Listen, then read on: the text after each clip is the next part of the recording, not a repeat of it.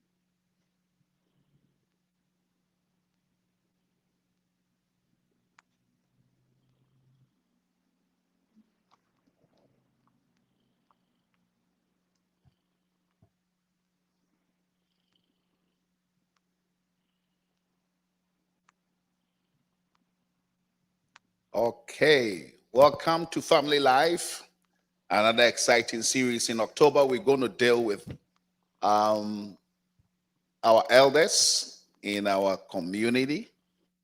They deserve the respect, they deserve the help. One interesting thing about life is that we will all grow one day. We don't get younger, we get older. And the way we treat our older population and generation is an indication of what we are expecting. And because we are expecting great things, we have to treat them in a very great way. In this first segment, we're going to deal with elder abuse. And we have two wonderful people here. The first one is Michelle McFadden, all the way from New Hampshire. Michelle has been a nurse for 31 years and has two children. Kathleen, the youngest one, lives in Alaska. I hear there's good fish in Alaska. And Beth lives in Pennsylvania with her husband. Michelle has worked in labor, has worked in delivery, has worked in pediatrics, and now geriatric. She was a visiting nurse. She's a visiting nurse for the last 10 years in a long-term care facility. As a matter of fact, she is a manager of a unit there. She also volunteers with the American Red Cross and work on national disasters. That's a lot of experience. We have also with us. I'm one of those elders you're talking about. We have also with us Reverend Beverly and Henry, financial security advisor, and also retirement investment planner. She's an entrepreneur, a speaker, conference host, and a member of the clergy. Reverend Henry has a background in teaching, community development, banking, taxes, and estate planning. She's the past chair of the Church of God Eastern Canada and the Canadian representative to Ministries Council for Church of God USA and Canada. As an ordained minister, she began her work in financial services when she was instructed by God through prayer. She's in love with the work that she does. She gets great joy watching the people she works with accomplishing their financial goals. She strongly believes in giving back and reaching forward to support community health and wellness. She does this through her volunteer service at agencies like United Way of Pioneer Village, the Interim Place, the ACCN, and several non-for-profit and charitable organizations in Canada and the United States. Her work is not just limited to peer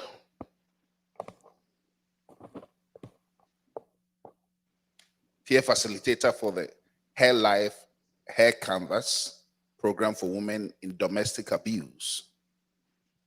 She does educational seminars, lunch and lean workshops. She also does seminars for financial literacy, money management retreats for community groups, schools, churches. She also deals with community income tax clinics in association with the Canada Revenue Agency. I think what is important to her is that she enjoys theater and loves performing when she's not working. Welcome, both of you. Thank you. Well, when Thank it comes you. to elder abuse, from the biblical context and from where I sit as a pastor, I believe strongly that God wants us to treat the elderly right. There is a verse in scripture which is 1 Timothy chapter 5 and verse 8 says, "But if anyone does not provide for his relatives, and especially for the members of his household, he has denied the faith and is worse than an unbeliever." God wants us to take care of our own, especially those who cannot help themselves. It's interesting how the curve of life goes. You're a child, you need to be fed, they put diapers on you, you learn to walk, you grow up, you become strong.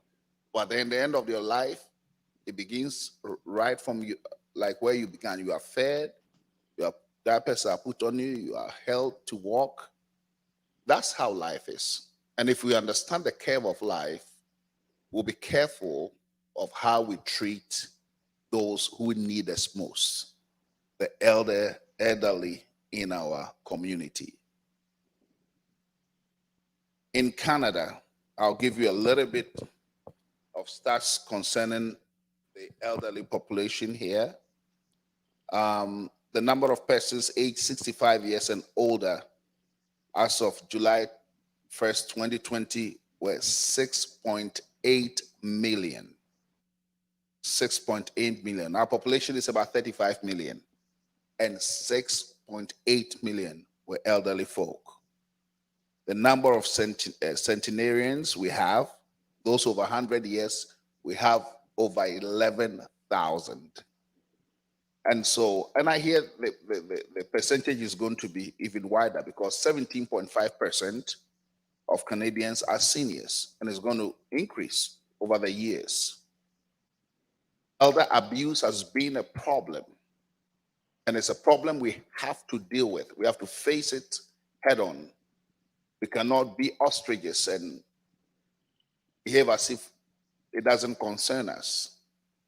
This is us. It shows the type of people, the community, the society we are if we are neglecting those who stood and worked and built this nation for us. I think it speaks a lot. Any nation that takes care of its elderly, I believe strongly, is a blessed nation. So I'll go first to Michelle and ask this question. So, what is elder abuse? Elder abuse, the federal government, the United States federal government, has several definitions. It can be verbal, sexual, physical, mental, injuries of an unknown source,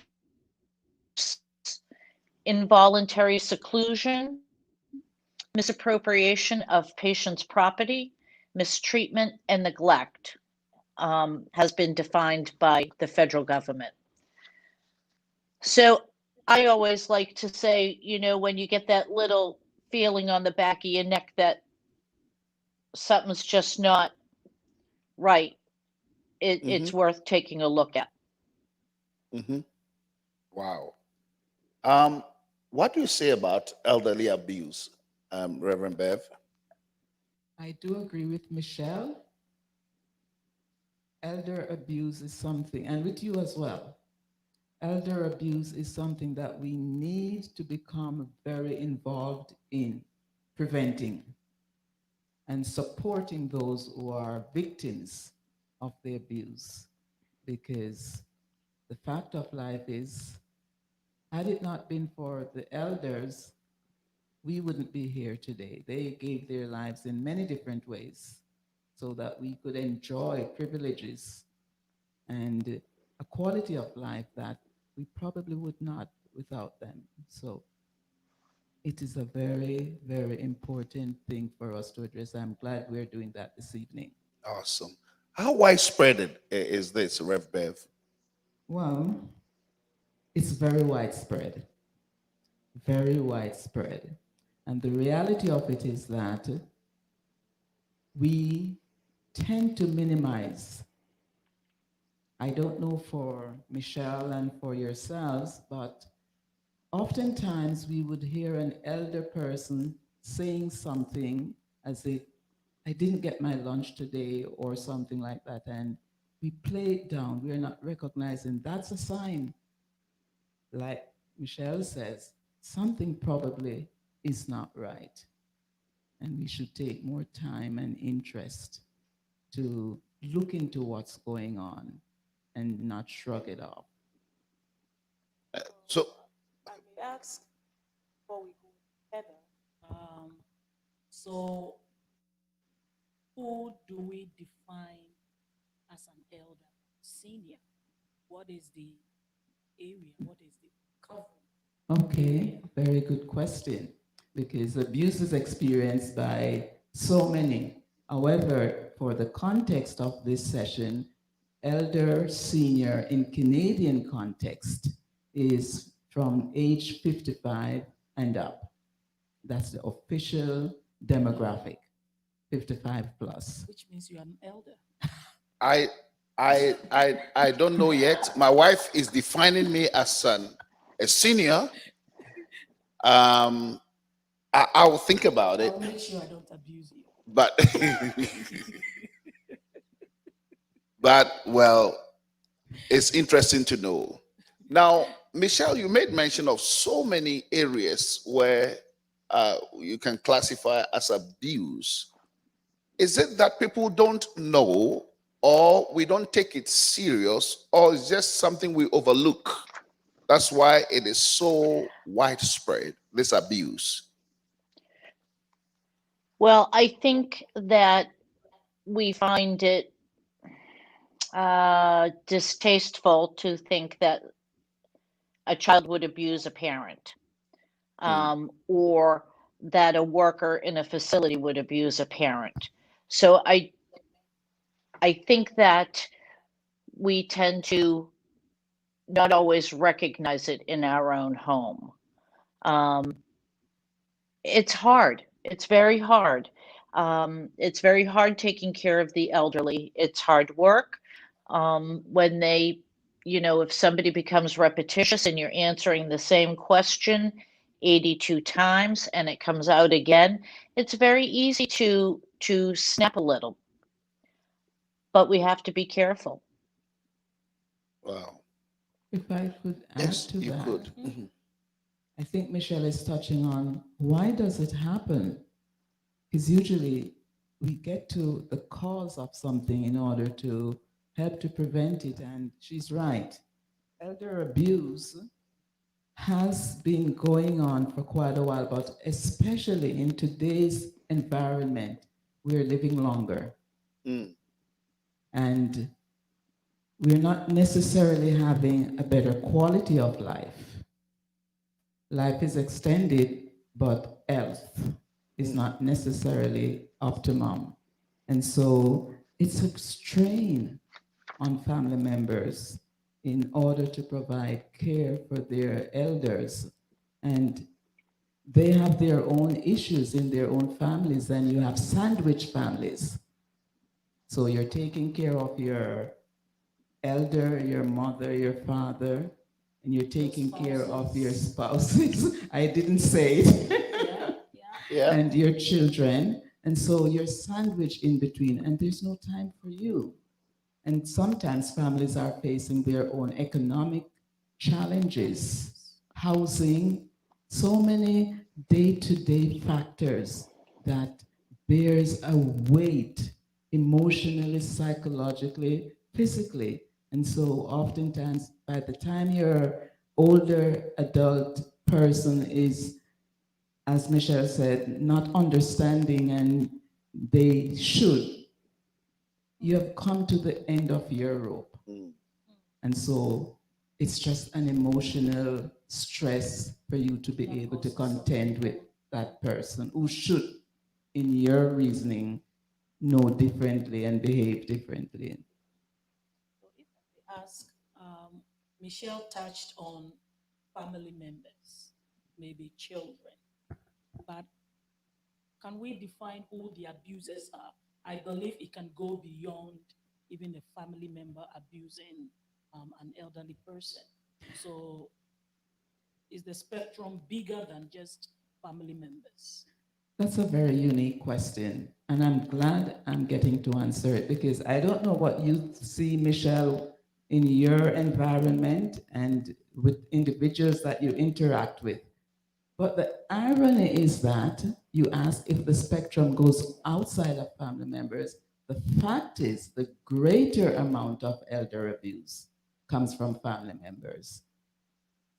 Yes, children or spouses.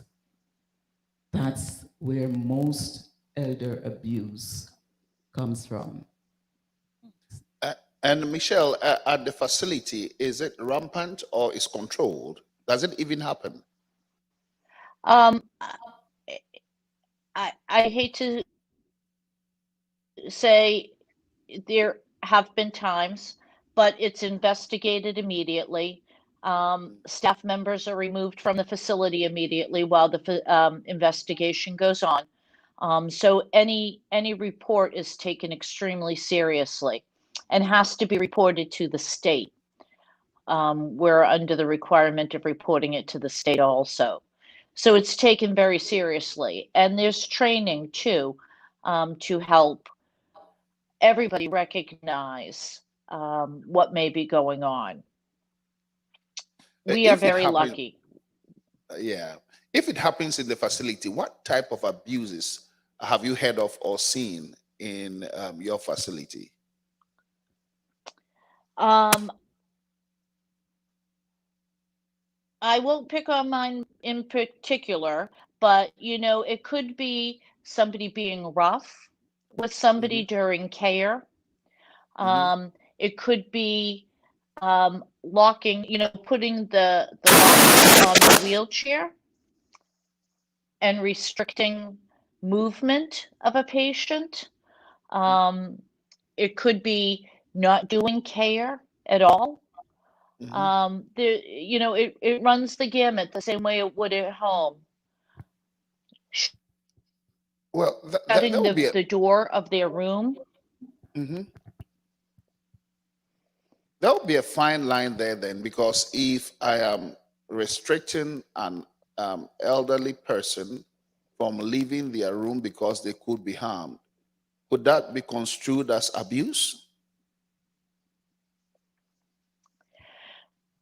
It is a very fine line, and in these times of COVID, it can become even more blurred. Um, they have the right to, normally, they have the right to move around as they will. We need to restrict people to their rooms because of the virus, and we're following state guidelines. So I think that's where it changes a little bit, is that we are following the guidelines being sent to us by the state under these conditions. Interesting. Under which But normally, conditions, Wanted to Bev? leave, yes. Yeah, go ahead. Normally, if they wanted to leave their room and restricted it, it would be abuse. Wow. Interesting. I know that a friend of mine taking care of seniors in Germany tells me that in trying to give them freedom, not to be seen that you are restricting them, they have the rule where you can just open the door for them, or they can just get out of the facility and you cannot restrict them. But what happens as well is you don't restrict them because the law says allow them to go anywhere they want to go. They can step out of the facility anytime they want to step out. And sometimes they are met with harsher, demands outside of the facility. But just because people are following the rules and allowing the seniors freedom, they step out there. Sometimes it's cold. Sometimes they are not properly dressed because they have the liberty to walk out anytime they want to walk out of the building, and you are not supposed to restrict them. But then they go out there and they are faced with greater demise out there. So sometimes balancing some of these regulations as well it becomes very challenging because people don't want to be deemed you are restricting the seniors, so they allow them to do whatever they want to do. I'm not talking about Canada or America, but this is an example somebody gave me from Germany. And so sometimes it's a challenge trying to follow the rules when the rules itself can become the trouble for the senior. That thought just came into my mind. But my question to Pastor Bev will be in the Canadian context, where I've seen few news items where some relatives have put camera in the rooms of their parents living in the senior home or facility, where it has caught employees literally sometimes slapping and hitting and or stealing from the person's purse or something. Is this something that is rampant in the society, or these are one of the exceptions? Unfortunately, I wouldn't say it's an exception. I don't have facts, data to, respond to the question, but I do know from involvement in the community and working with elders that it's something that gets done because families are concerned. We have heard since COVID what the report has been with the breakout and the elderly being the most vulnerable. And so families are very, very concerned. And so they're taking measures, not necessarily being familiar with the codes and the regulatory regulatory laws that surrounds how you do that. But yes, it does happen. This question is another unique one. From your own experience, Reverend Henry, would it be better to keep the seniors at home or a facility? Where would they be safer? Because if most abuse happens with family members, I'm beginning to think now. Okay. That's a catch-22 for the person, truly. Yes. However, we have to be you read in the Bible, the quote from the Bible that it is required of us that we take care of our families. And so it's prudent on us to do what is best in their best interest. So you start possibly from getting assessment, or if you yourself personally, the caregiver, recognize that this is just something you're not at this point able to. You may want to, but you shouldn't be doing it because you feel guilty into doing it, because that in itself becomes a situation where abuse does and can happen. Okay, so that same question to you, Michelle. What do you think? Is it better for the elderly to be at home or it to be safer in a facility which is regulated? I think that it's a decision that needs to be made individually for each person. I think that it's very easy to say people should be home with their families, but we're all under a great deal of stress these days.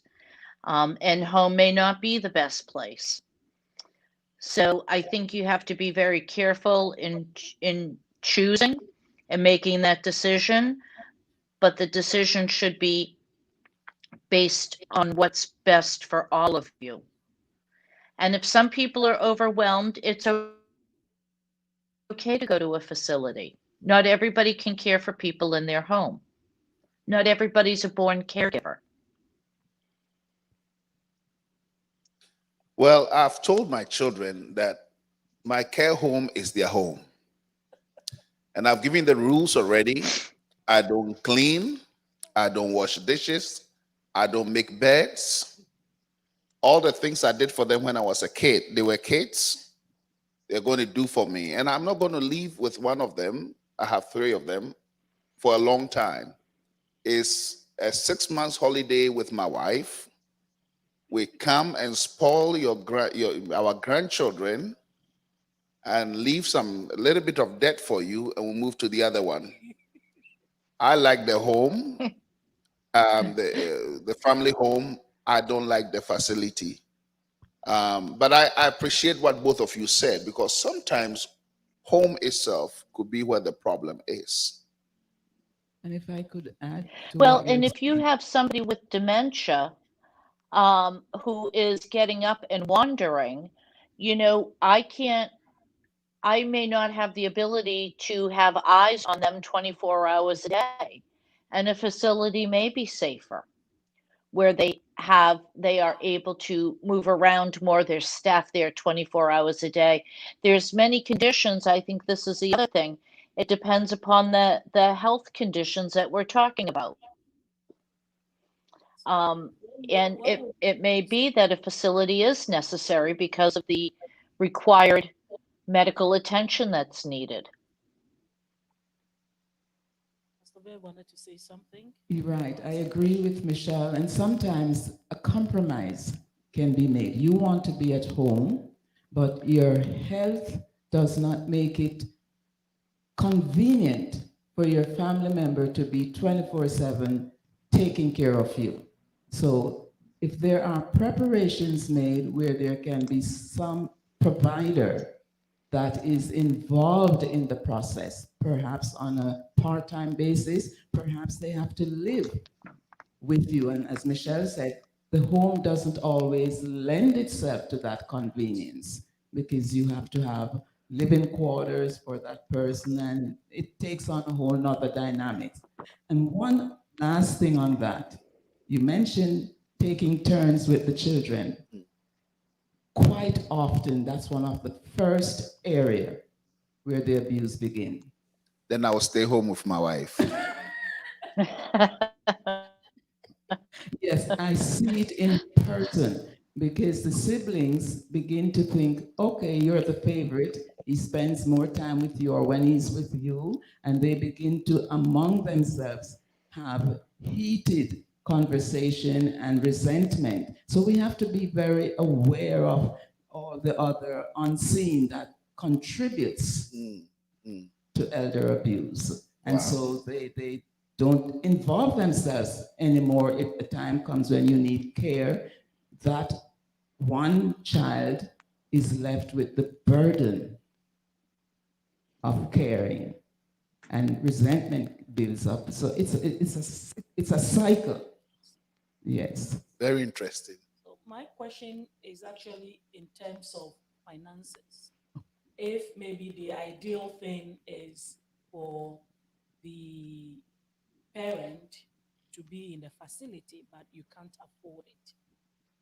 Maybe in the best interest is for the person to be in the facility.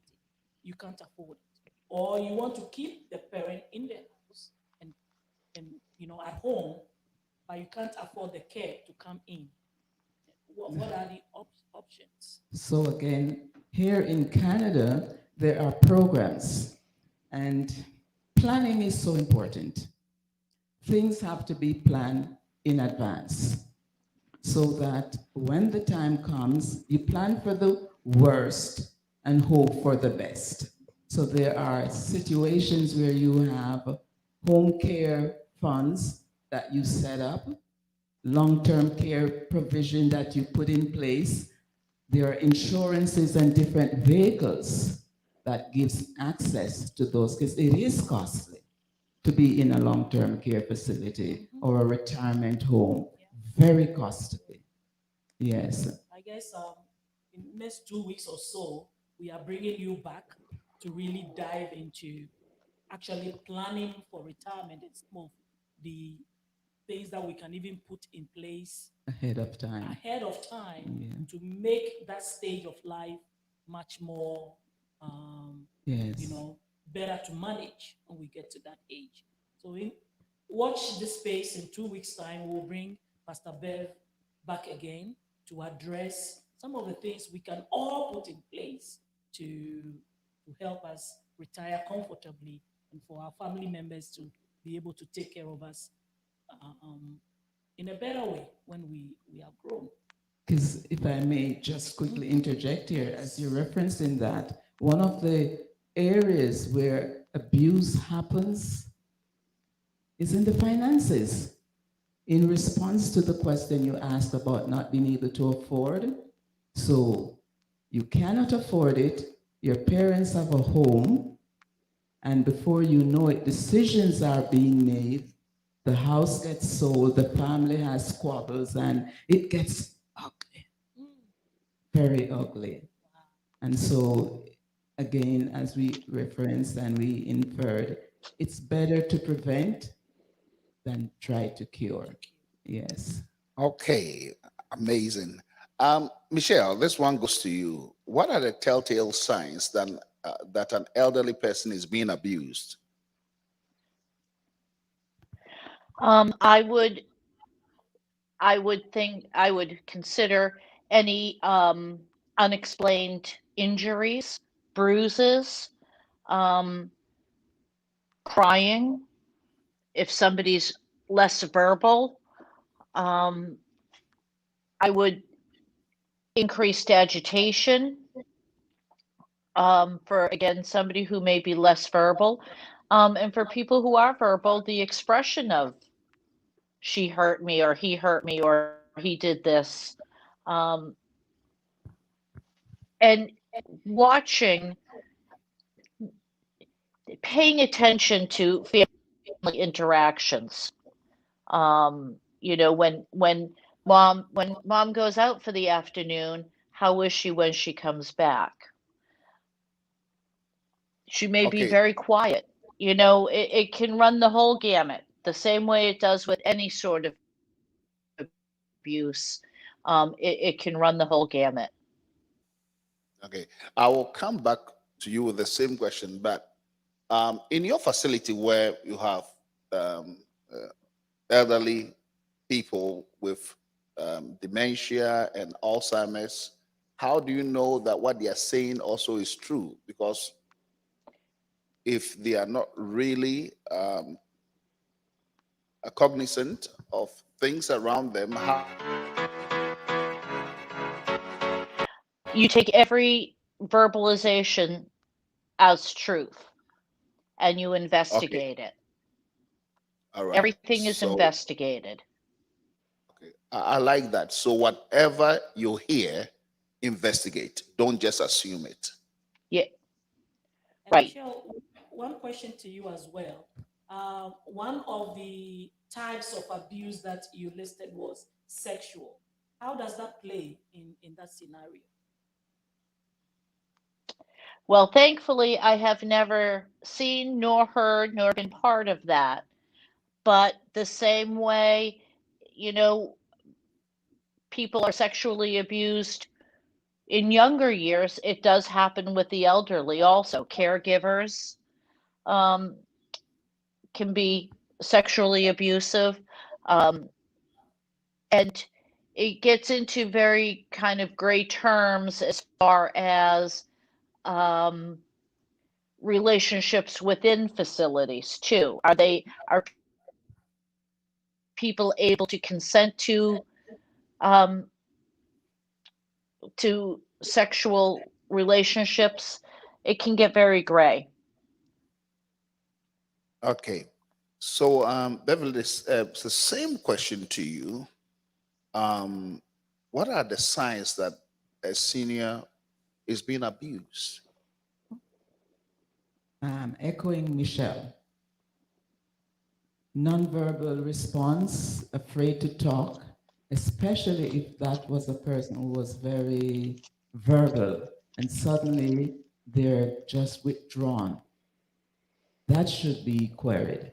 You should check to find out, why is mom so quiet? How come she's not interacting with us as she used to do?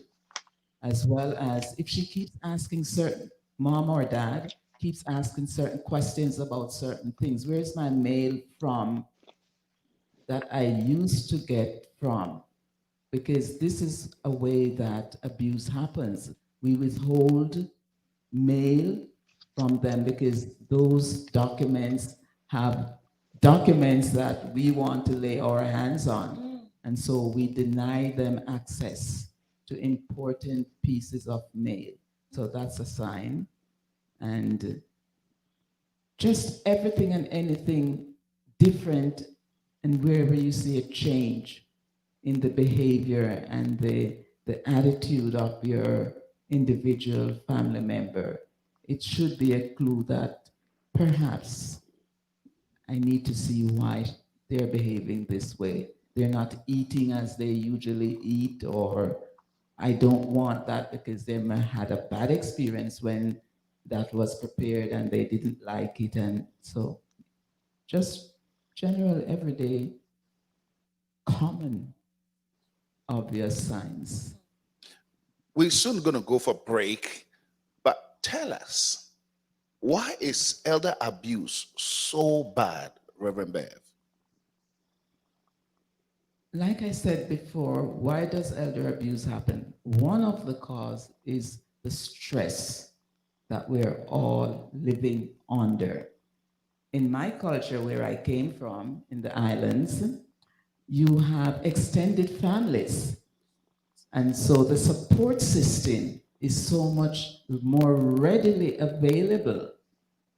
In today's society, it's not like that. Families are nuclear. Mom, dad, the kids. So now mom has gotten older and there is no community around me as the kid. And I am suddenly faced with this responsibility plus my own personal life. So that's one of the things. Another reason in the area where I focus often with financial abuse is because of the gain to the family member, the money that mom is saving and I need to get access to it. So there are so many different reasons. And one thing about the healthcare system, the facility, is that I have heard stories. I have not myself witnessed, but care workers, they would snuggle up in bed with the elderly in the pretense that they're there to comfort and to console. And yes, so it happens so discreetly that you wouldn't necessarily think an abuse is happening, but it happens. Wow, it's getting more and more interesting. We'll go for a short break. When we come back, we're going to talk about how to prevent these abuses. Don't go away. Stay tuned. We will be back soon.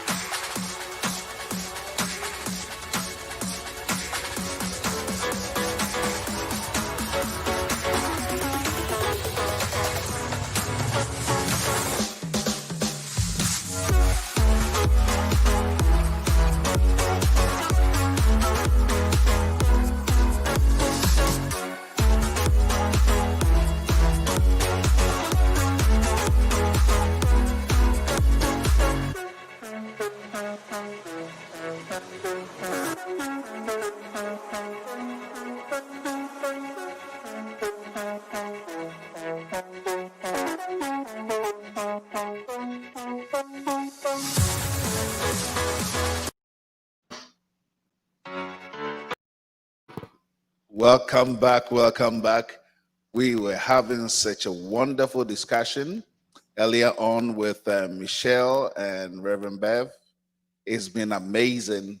And as we went for break, as we told you, we're coming back to deal with the prevention of elder abuse. We have with us Mrs. Lorena Brown Mensah, who is a graduate of Sheridan College. She did accounting, and then she's been in the corporate world for over 10 years in the accounting department for companies such as Brink, R.R. Donnelley, and Modis. She's a mother of 4, going 5. Yeah. She also is an entrepreneur. He's been working for herself since she left the corporate world. Lorena is a realtor, the owner of Easy Cleaning Service.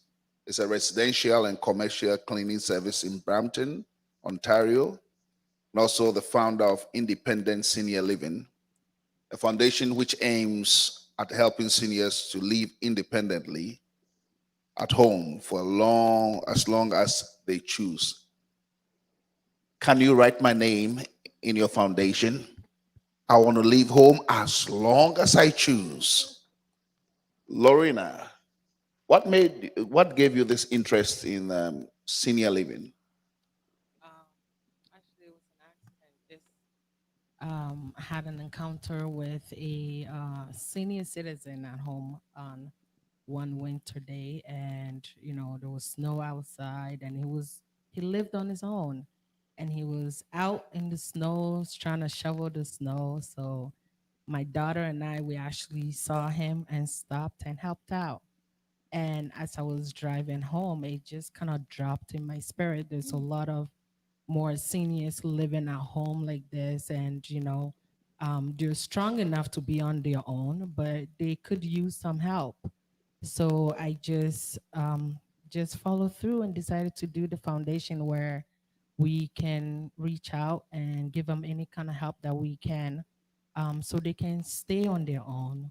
Part of the prevention that we're talking about, because if they're able to be independent, then it can be one of the prevention tools that we can put in place, from stopping abuse to seniors. So that's why As long that can, as they as long as choose. they I like choose. that That's portion. it. So you put my name down, did you? It will be in I've there. chosen. Okay, Daddy. Right. Definitely. So we're going to deal with abuse, the Right. prevention of abuse. I listened carefully to our previous panelists, Right. and it seems that you really have to take your time to find out. It doesn't just happen by chance. You have to observe, see what is going on around you to see that these seniors are being abused. It seems Michelle mentioned it, Reverend Bev also mentioned it. So, how do I do this to make sure that I know and don't take it for granted that a senior is being abused? Right. So one of the major things that we have to really do is education. We need to educate the public and also seniors themselves, so they know the telltale signs of what abuse is. Senior abuse is one of these crimes that happens that are underreported, so they're not reportable. So when you do your research and you look at the data, you find out there really isn't a lot to go on, because a lot of the times the seniors themselves don't know what's happening. They don't even have a name for it. And sometimes you can name something if you know what it is, right? So they don't know that what I'm experiencing, this is abuse. And also it's coming from someone that they know, a family member. So it is very hard to say something when you know that in turn it might get this person in trouble, right? Because remember, we're talking about children or spouses. This is your child. And so if you know that by saying something, it's going to get them in trouble, or they're going to have to face the law for it. A lot of the time the seniors don't want to report on it because they still trying to protect the abuser. So it is very hard to collect data. But one of the things we can do is to educate people, raise awareness. There isn't a lot of awareness out there about senior abuse, what it is, how to look for it, what you should do if you know someone that's going through this. What are you supposed to do? And so sometimes people don't know what to do. But I feel like if we do that, then we can basically prepare people for this. So you are all for education. Yes. Educate the public, educate the seniors, Yes. let them know what abuse is and what it looks like, what it smells like. Definitely.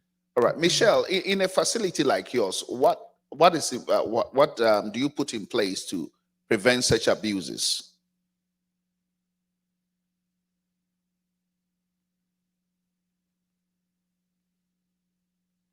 Well, I think your volume is muted. Sorry. Yeah, sorry. Yeah, I'm sorry. We have training every year that is mandatory for staff to take. Again, we do investigations. We have conversations if you're not sure if something is abuse or not. Um, you have a conversation with people, and education, like she said, is just the best way of handling it.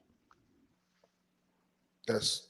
What are some of the things you do to prevent, apart from education, what are some of the things you do to prevent elder abuse, Lorena? So that's one of the things I first spoke about. Teaching the seniors to know their right and also helping them live as long as they possibly can on their own independently, right? Some of the things that can be done is helping families find ways to de-stress, um, directing families to ask for help when they feel like they need it. Because sometimes that's one of the hardest things for people to do is to reach out and say, this is what I'm facing, so I need this kind of help. And so putting the resources readily available for people to be able to, tap into it when they need it. So then they know when they've reached that limit exactly what they need to do. Wow. Other things you do in your facility that prevents abuse, Michelle?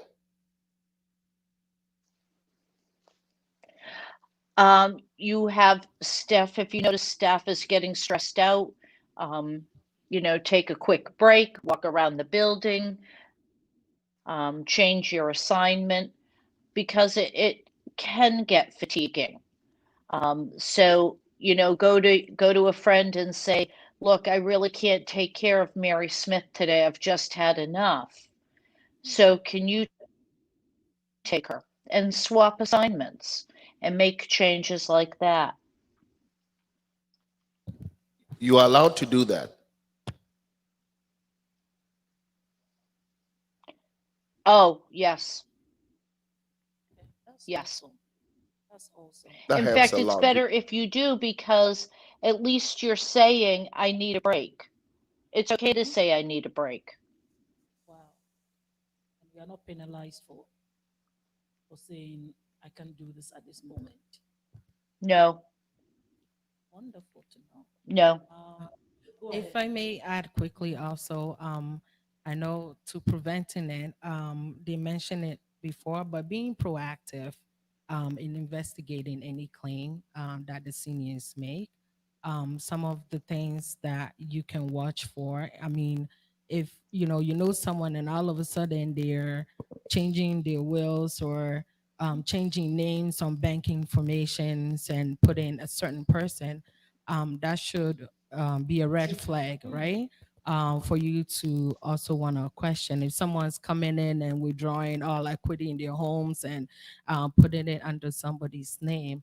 That's something. Another thing that we also don't talk is the neglect, right? They're neglected a lot, and so what does that look like? If you have a senior, you visit them, you notice there's no food, or it looks like things have been sitting there not cleaned, they look dirty, they're not cared for. That's neglect, right? So these are some of the things that we can watch out for. These are some of the things that we can maybe nudge somebody about so they can start looking into it. We have to be proactive because like we said, it's not like all the other abuse where there's information 24-hour helpline. It doesn't happen like that with senior abuse. So up until all these are put in place to help, I think that everyone, the families, the public, everyone involved have to actually be active in coming together so we can solve this because it definitely is a pandemic.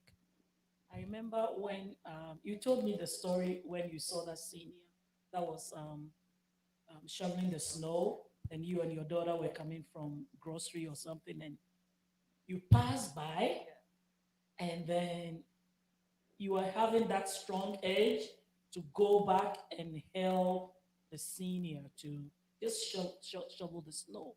And it kept me wondering, as a community, I think Reverend Bev mentioned about um, the where from the islands where she grew up. Uh, she grew up. There is the community, so people easily get involved in other people's lives.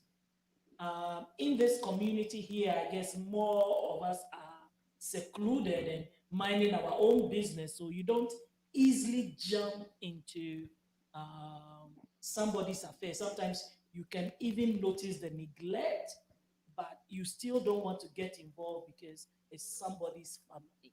Could it also be that you don't want to get into trouble because sometimes trying to help you may get yourself into some big problems? Could it be so? I mean, that's very possible, but if you're 100% that something horrible has happened to somebody, like, I don't know how you can sit with that. I know we're here and everybody is basically taught to stay in your home and take care of your family and mind your business. But, your community is your business, your I neighbors, like that one. you Your know, community yeah, it's is your your business. business. So, I mean, you get involved any way you possibly can, especially with the ones that are most vulnerable in our communities. I read something from Statistics Canada. The data says that 60% of these abuse survivors are women. That means a lot of this senior abuse is directed towards women. Michelle, do you see that in your field that most of them, those abused, are women? And if so, why? I have to say I haven't noticed that it's more women. I would say it's more dementia, Okay. probably, because again, it's just I think a lot of it is we don't live like Reverend Bev said, we don't live with extended family anymore, so it's me and it's only me taking care of. And I think that the dementia plays a much different role in this as far as, turning on the stove and walking away and letting the pot boil. You can get your house lit on fire only so many times before you're going to lose your patience with that. So I think it's the fatigue factor. Interesting. The same data says that 96% of the sexual assault were committed against women, and 65% of the homicide victims were also women. Have you noticed that?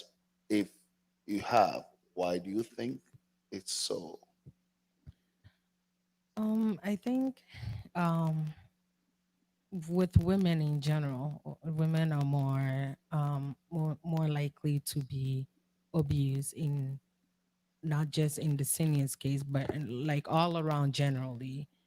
So it doesn't shock me to see the numbers, right, as they get older and older. Because at least when you're younger, you're more vocal. You can ask for help and you can reach out. But as they get older, it's not really shocking. It is also very um, it's overwhelming and it's heartbreaking that as women go through so much, when they get to the point where they should be relaxed and they still have to face this kind of treatment from society. But again, I think it comes down to being able to protect each other, right? So we need to put systems in place where it is actually protecting them. And we need to do more than we're doing right now to make sure that the numbers, if not at all disappear, that it decreases, right? Is it in our society here? Is it common? Is it expected? Is it um, expected that if you are in a community with somebody living on the same street, that you can regularly inquire? Let's say even they are living with their own family. Then maybe a mother is living with her child or so, but you see something.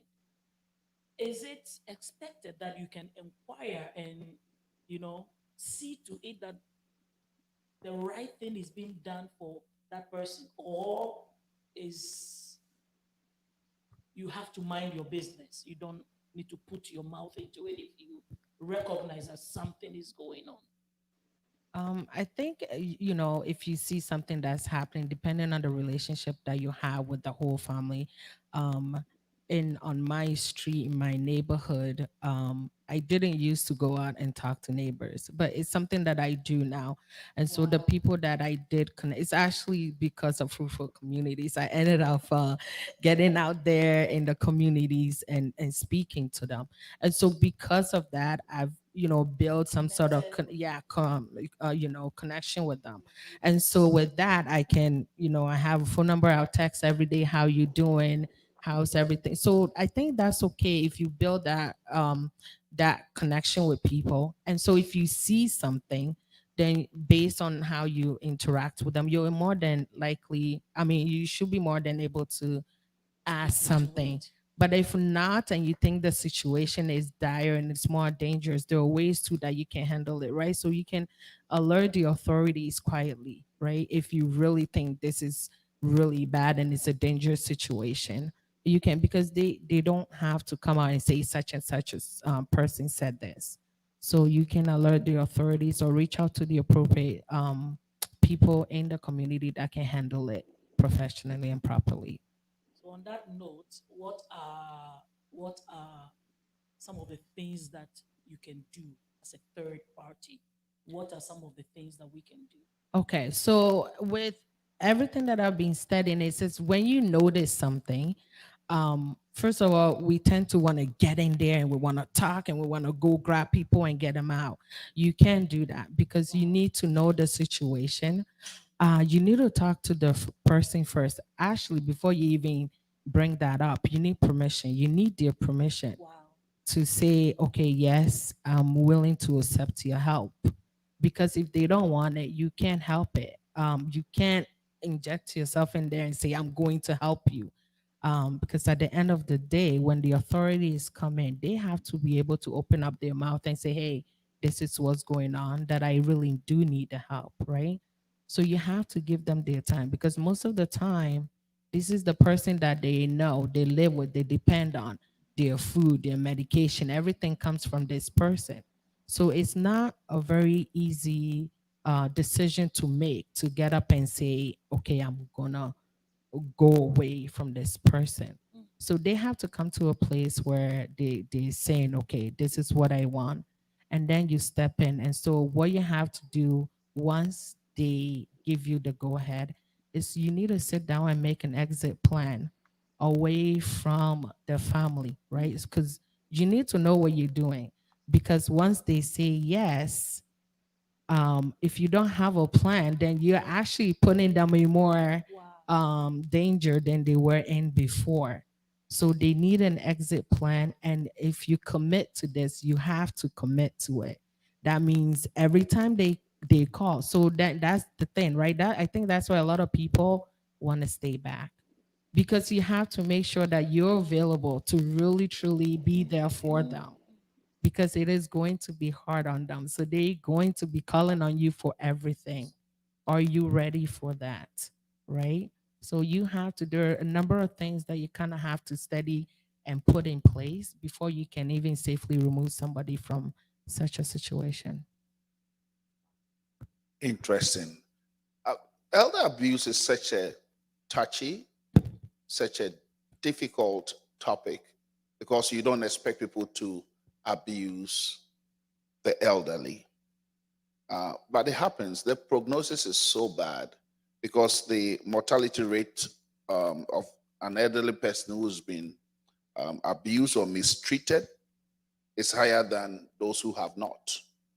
It doesn't just affect them immediately, the long term also, it shortens their life. And so we got to be careful dealing with the elderly. And this topic has started. We've started some fire. For the next 4 weeks, we're going to talk about it. We're going to bring some of you back. We're going to discuss it more. But it's been an amazing time. Um, just having you with us. You are a wealth of knowledge, you are a wealth of understanding, and you've taught us a lot. Um, Did we have a question from the social media? I think there was a question that popped up.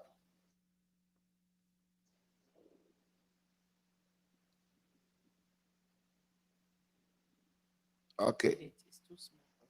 Yes, I know there's a question there, but I need to read it. Okay, but as I was saying, it's an area that we should all rise up and help, because not a person, not one organization, not one group, not one facility can do this. All of us, as you hear the sound of my voice, if we work together, because you could be at the receiving end, or maybe you are an abuser that you didn't know you were abusing an elderly person.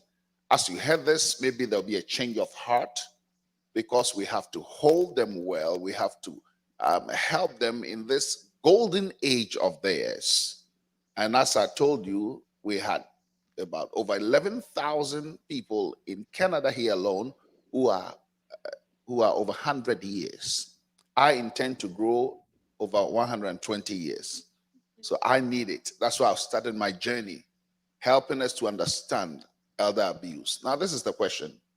Senior abuse is predominantly noted in senior homes in the areas of physical abuse, hunger, poor administration of medicine, and financial fraud. How do we as a society look out for seniors? Michelle, if you can answer that question. The question again says senior abuse is predominantly noted in senior homes in the areas of physical abuse, hunger, poor administration of medicine, and financial fraud. How do we as a society look out for seniors? We have a saying down here. I don't know if you guys use it too, but if you see something, say something. And I think can be as simple as that. We all have that little bit of feeling. You get that feeling, the fur goes up on the back of your neck. That's your intuition telling you. And again, saying something does no harm, because it should be investigated, and it may be found that it's not happening. And that's okay. But that's what we have to do. We have to see something, say something. See something, you say something. Lorena. And so in terms of the senior homes, I believe that the seniors that goes in there and um, constantly have their families come in there and visit and check up on them, I feel like they're less likely to go through these kind of things sometimes. Because if the families are coming and they're checking and they're making sure they're getting everything, it is hard, because if they see it, they will mention it to someone. But if you put the seniors in a home and the families don't check up on them, that actually put them at risk and having anybody do whatever they want to them, so they can take advantage of them.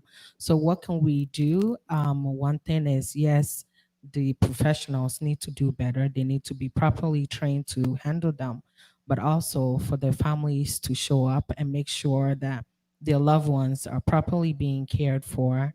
I know everybody's busy and life is busy, but they're still your mom and your dad or whoever it is you put in there. So you have to make the time. You have to, pen them on the schedule them in so you can check up on them and make sure that they're being properly cared for. Yeah, Michelle, there's a question for you, but before that question, I want to ask this question. And the question is, there are some facilities which are like first class facilities. Some are very poor. If I'm sending my loved one to a facility, how do I know which one is good and which one is poorly managed? I will tell you, word of mouth spreads like wildfire. So if there's issues going on, word's going to get out. Ask your friends, ask your family, ask your parents' physician. Very frequently, physicians go into these facilities, and they also know which is good. There are websites that have information, and you view and you tour, and you see what they look like, and you ask, what are your staffing numbers? Because the more short-staffed you are, the more of the rush you're going to get. So, what are your staffing numbers? Wow. Now I'll bring the question from your viewers to you. There's a question for you, Michelle. It says, I've heard and seen nurses in care homes taking pride in their poor treatment towards seniors, up to and including physical abuse. Is there a policy framework in place to report?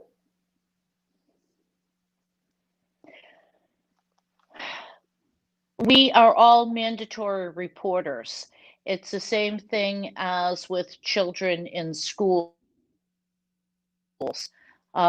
Teachers are mandatory reporters. We are all mandatory reporters. So if it is going on, it needs to be reported. And if you know and you don't report, you're equally as liable. Wow. That's interesting. My goodness.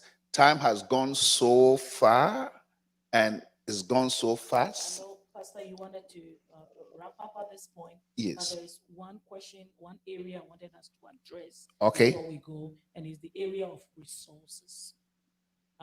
In Canada here, maybe Michelle can talk about US resources. Mhm. But in Canada here, what are the kind of resources available to support seniors? Okay. So there are small foundations like mine.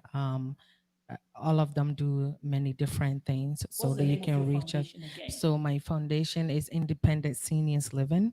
Where can we Yeah. find you? Because I'm registering.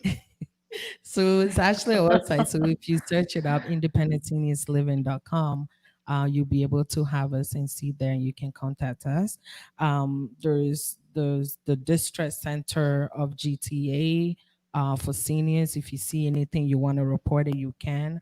There's the seniors crisis access line. So there's a few places that you can go.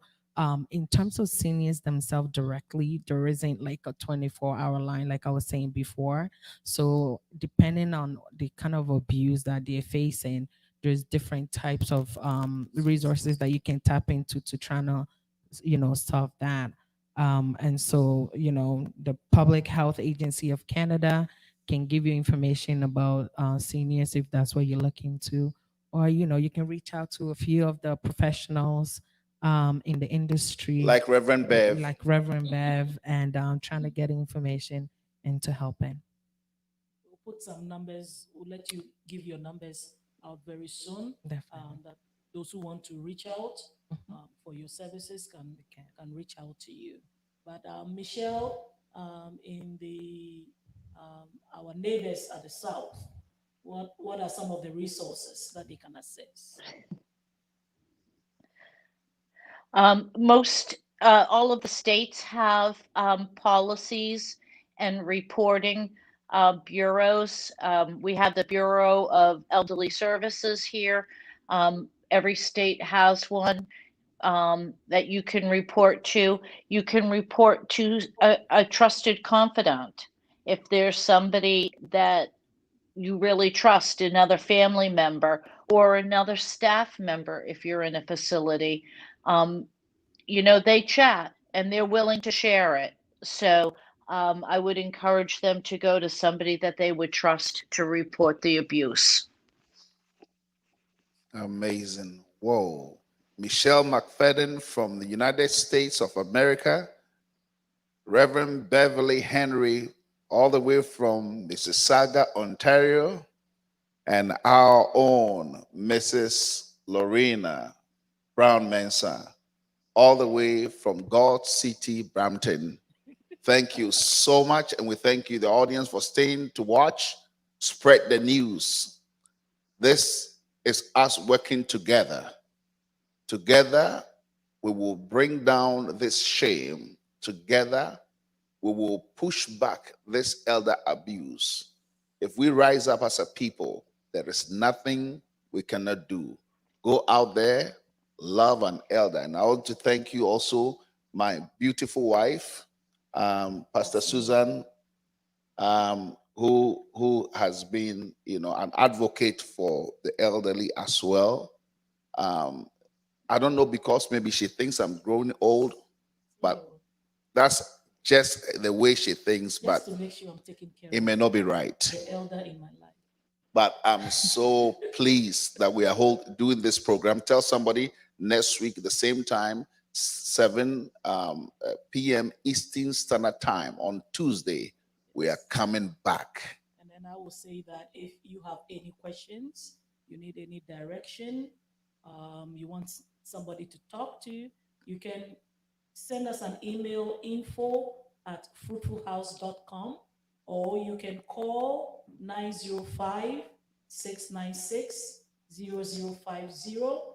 Leave us a message, or somebody will pick up, who will reach out to you for support or direct you to the necessary resources. There's a second email, which is seniorbees at fruitfulhouse.com as well. You can write to us. We are here to listen to you. We may not be able to do everything, but the little we can, we want to reach out and be of help. So in the next couple of weeks, next week, the following week, throughout October, actually, we are centering on our theme is old age matters. Old age matters. So everything we'll be doing for the entire month of October will be centered around old age. So tune in every Tuesday, 7 p.m. for Old Age Matters. Old age matters because because old it age matters. matters. That's correct. Have a fantastic evening and shalom. God bless you.